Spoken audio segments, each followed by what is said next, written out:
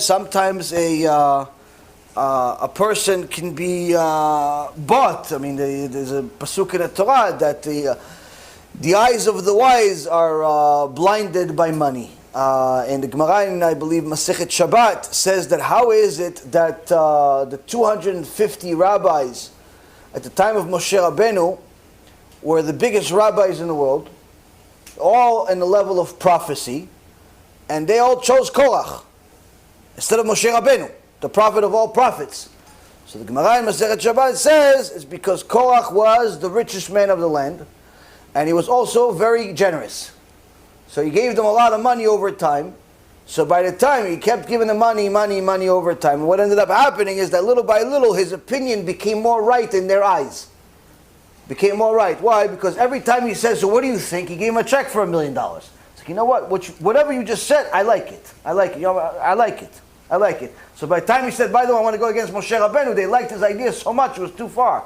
Why? Because they said, if I don't like it, it's going to cost me $100 million. So I like it. I like it.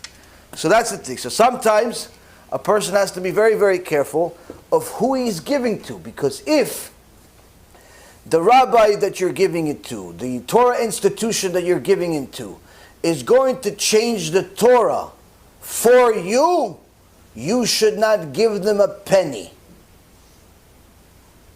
If the rabbi is going to change his opinion for you, you shouldn't give him a penny. A penny you shouldn't give him. Why? Because you're just buying an actor. You're buying an actor. You're not buying the Torah. You're not investing in the Torah. The Torah doesn't change for you. It doesn't matter what kind of check you get. This is one of the things rich people have a frustration with us. And Be'ezrat Hashem, they sometimes want to donate, but they expect us to change the Torah. So when they get the same exact Torah, they decide, that sometimes yes, sometimes no. Many times they run away because they thought that maybe they could buy the Torah. But, Baruch Hashem, we have a few decent people that, have gotten the rebuke on their head a few times, but stay generous regardless. But many times somebody gets the truth and they run away. They run away because they don't like it. A few times it happened. A few times it happened where someone got an answer that they didn't like, and instead of being a generous donor, they at times turn into enemies. One day I was Mashiach for them, the next day I became Korach, V'adatos, to both of them. I became all 250 rabbis.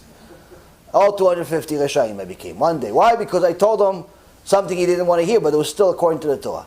So that's the thing. If a person wants to buy the Torah, look somewhere else. Don't come to Be'ezrat Hashem.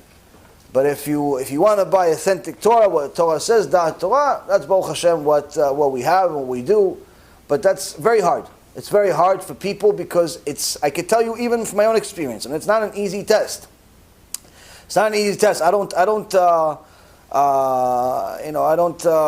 not jealous of the test of anybody else that has this issue because it's very easy. It's very easy to, try to be more lenient when there's a lot of things on the line because you could rationalize it. So let's say, for example, somebody, you want to build a yeshiva. You have a certain amount of students. You have a certain amount of Torah. You have a certain amount of good things that you have planned.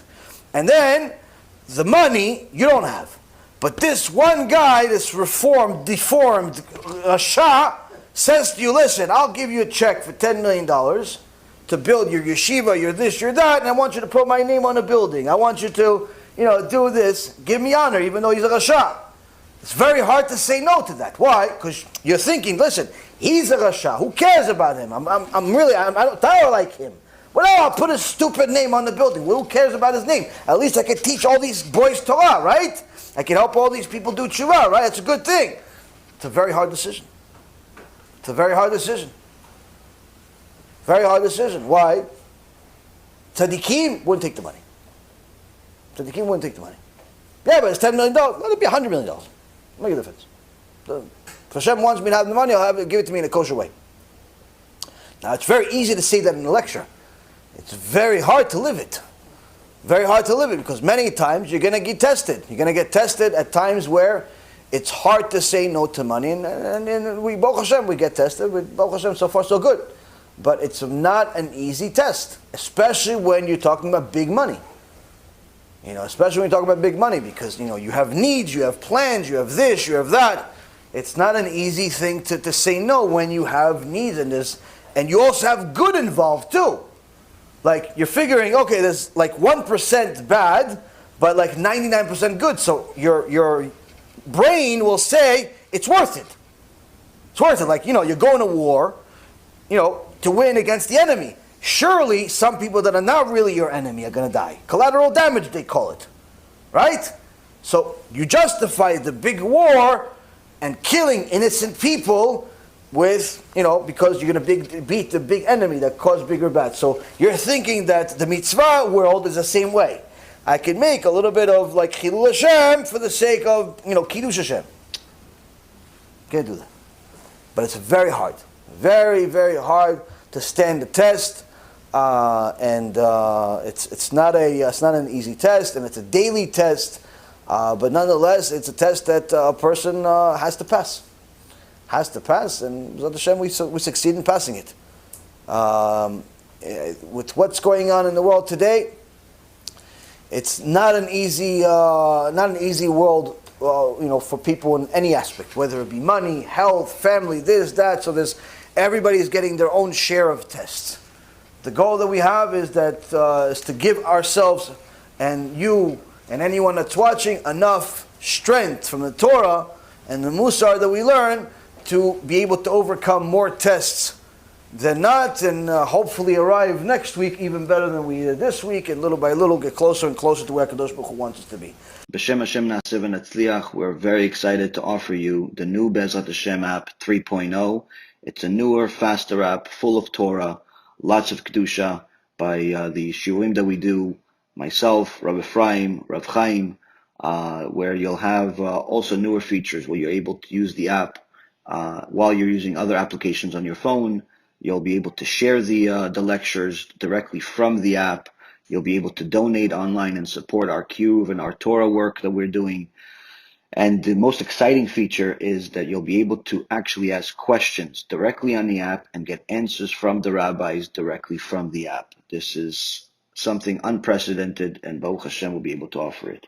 Thank you again for all of your support. Check it out. Make sure you have the kosher Torah that will re-energize your neshama each and every single day. Call to B'chava Tzlacha.